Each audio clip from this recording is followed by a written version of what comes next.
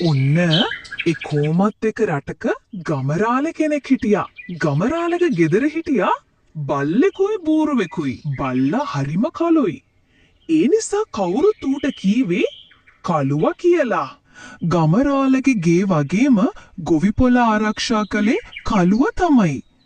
හැබැයි බූරුවා ගමරාලගේ එළවලු ධාන්‍ය වගේ දේවල් පොළට ගෙනියනෝ විතරක් නෙවෙයි පොලිම් ගමරාලට අවශ්‍ය දේ නැවත ගෙදරටත් ගේනවා.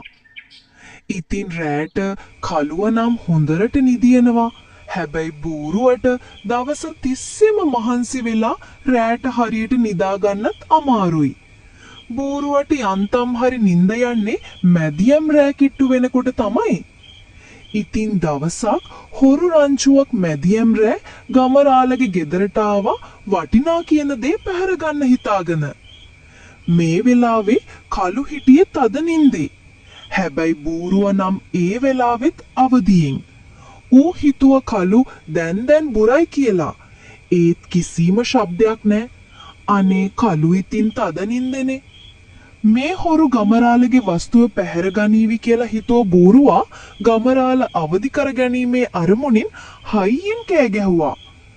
ඒ අඬට ඇහැරුණු ගමරාලට බූරුවත් එක්ක හරිම කේන්ති. ගෙයින් පිටට කාව ගමරාලට කිසිම අමුත්තක් දැනුනේ නැහැ. කළුවත් තද නින්දේ. ගමරාල ඒක විටම අතට අහු වූ පොල්ලකින් අහිංසක බූරුවට තඩි බෑවා. හොඳටම. බූරුවට එවැනි දෙයක් සිදු වුණේ Tamanට අයිති නැති දෙයක් කරන්න ගිය නිසා තමයි.